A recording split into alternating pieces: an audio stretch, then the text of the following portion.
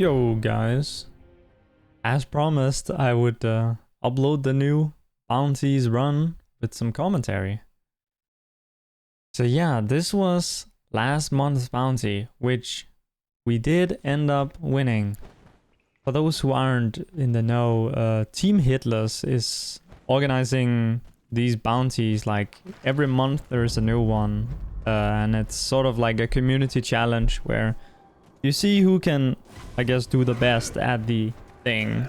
The ones I've been mainly partaking in have been speed runs, basically. Or well, no-hit speed runs.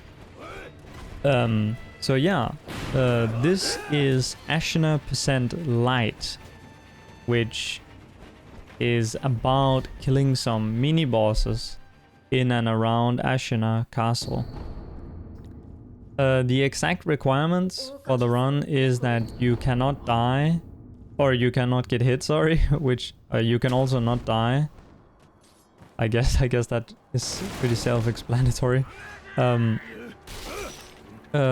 yeah, you gotta kill all the mini-bosses and bosses that are in Ashina Outskirts, Ashina Castle, and Ashina Reservoir. The only exceptions are that we decided to omit the Hitless enemies, and we're also only doing like the ones that spawn in the early game. So if you come back later after you've completed more of the game in a normal playthrough, you would be able to face new bosses, new mini bosses that spawn there. This is why it's called Lite, because the original idea of the full Ashina percent was kind of a big one, you know. It's like almost, it's not quite all bosses, but it's like, you know, half an all bosses run, and it's just too long. Not enough people are gonna complete it.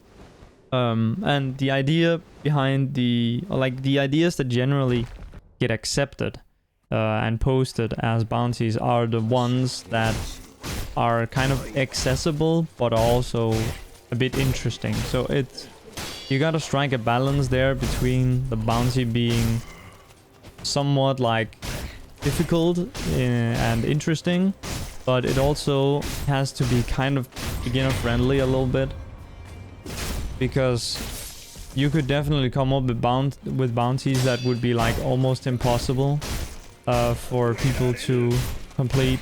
And I believe there have been bounties in the past where no one has completed a run. Yeah, so that's something that you don't want to happen, because it's kind of silly. But yeah, I'm just making my way through the game here. I was just doing some block hit 180 dead angles on Ginitro to push him up against the edge and then kind of stun lock him there. Pretty standard for a no-hit speedrun. Since it's a no-hit speedrun, it's using the Team Hitless rule set, which is kind of like a no major glitches thing. So, you know, lots of AI exploiting, and like a few like minor glitches, but no like major skips or anything like that. Yeah. So here we're coming up on the, I guess, third boss if you count tutorial green show, which I guess you do, because he is fourth in this. This guy's pretty easy. He's probably the easiest boss in the run, to be honest. You can just kind of like dead angle him up against the wall, and he only really has one move, apart from he can also backstep, but he only has that one move which he almost always does at the same time in the fight. And the hits line up so that you can just like deflect it when it happens. Not really anything to react to, it's kind of scripted.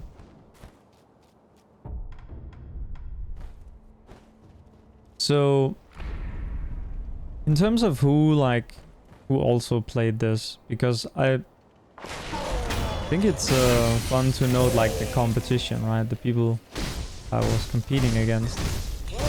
Well, we really more worked as a team, because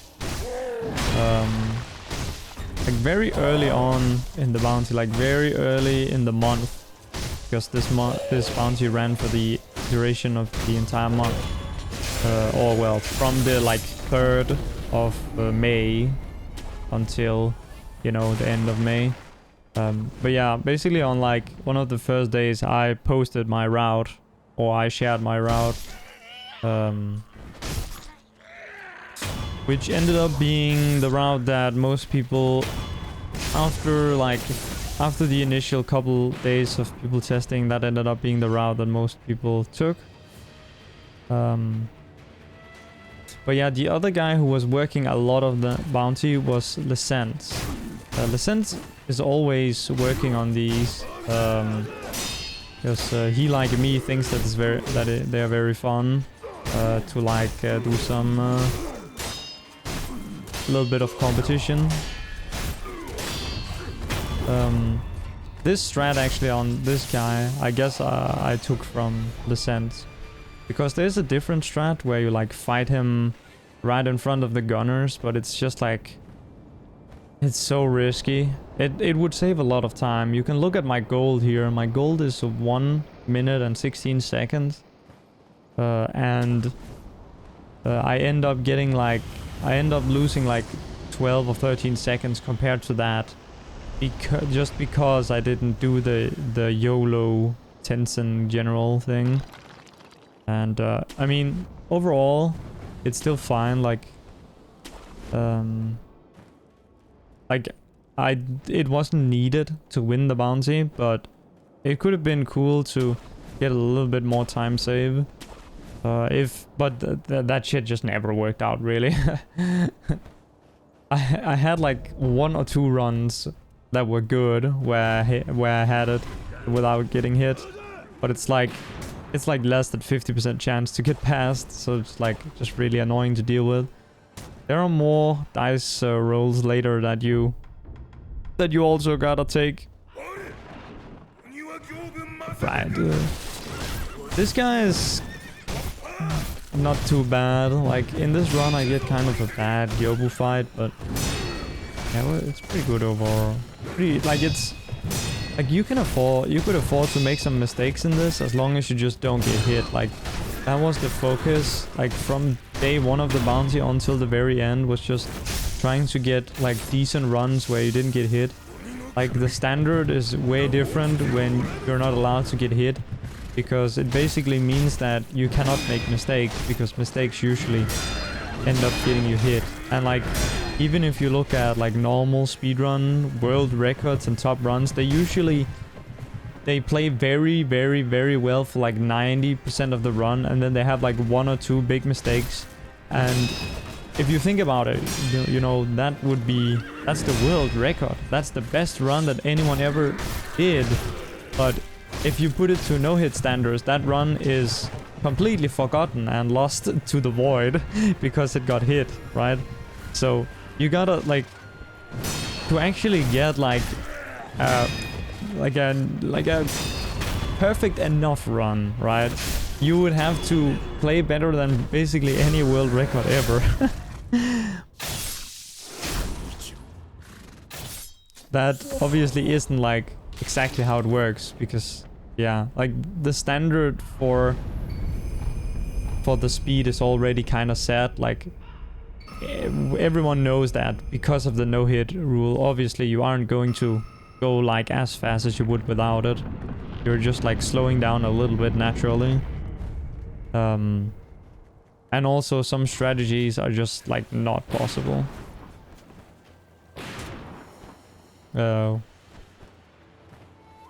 Because you would get hit, or like trading damage or something, stuff like that. It's not allowed, right? But yeah, kind of worked a lot on like the fine details on this, honestly. Like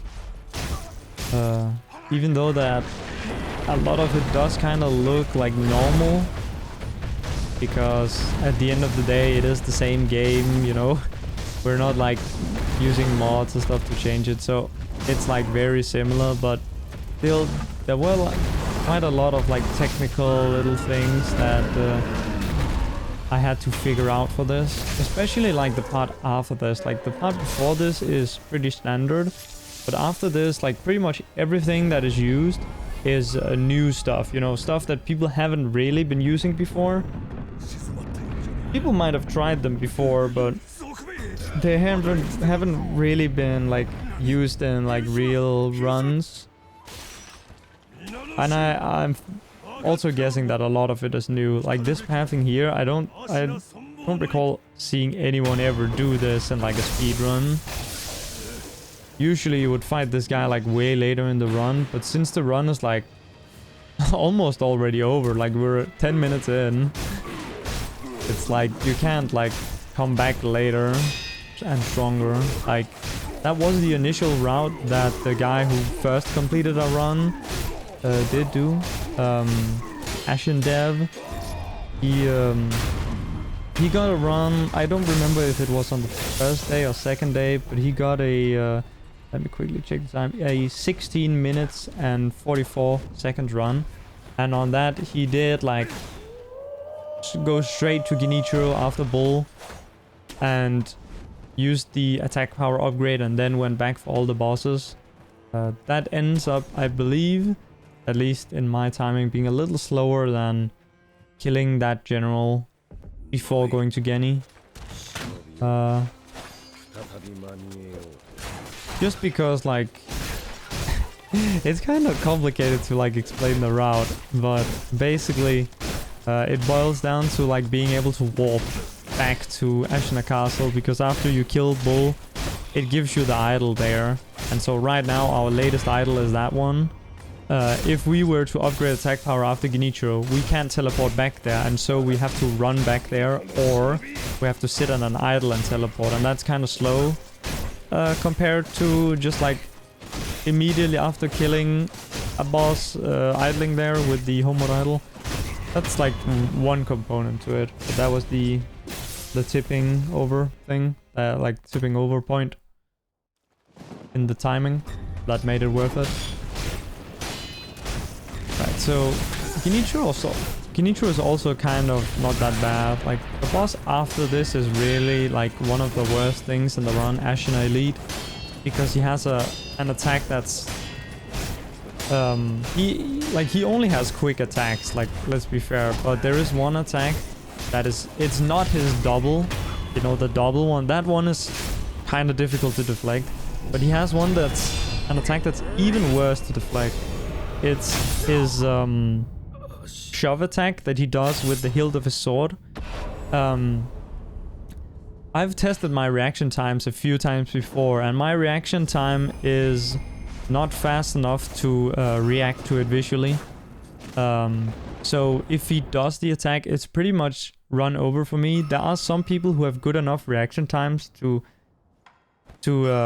deflect it. You do need like 180 millisecond reaction time or better to be able to deflect it, and I'm like 220, 250 milliseconds. So I was just lucky that he didn't do it here. I got in kind of a bad spot, but it ended up working. There are also some ways of like anticipating when the shove is gonna come out. Like he'll always step to the side before doing it. But even then, like he can still do one of his other attacks. So if you kind of pre-deflect in anticipation, then you'll just get hit by one of the other attacks. I lost a run to this before. That's actually my PB that I'm running against. That was a run where he stepped to the side and I deflected because I thought he was gonna do the shove, and then he did the normal attack and I got hit. And that run, as you can see, was very good. It was 14 minutes and 45 seconds, which ended up being kind of a lot better than the final time that I got without hits, but yeah.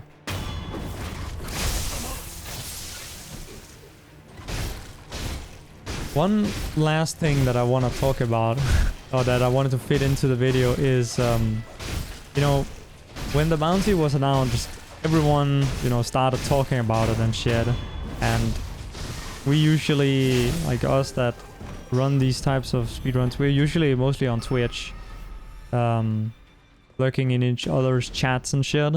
And a guy called Cephod42, he's like not so much a speedrun kind of guy. Well, he's not at all actually a speedrun guy, even though that he can be fast if he wants to because he's a good player. He did this run, but instead of doing light percent, he did heavy percent. And the extra restriction that he added to his run was that he was not allowed to dodge or run. So he was like walking all over the place, and he had to go to Hirata to get some extra shit and to be able to deal with some of the bosses. That was a really fun route to watch. But yeah, this is the end of the run. Boom. Not too bad. Overall, I'm pretty happy that I ended up winning, but of course it could have been a better time, but at the end of the day it doesn't really matter. Like, I beat the second place by around 40 seconds, so yeah, that's all that was really needed.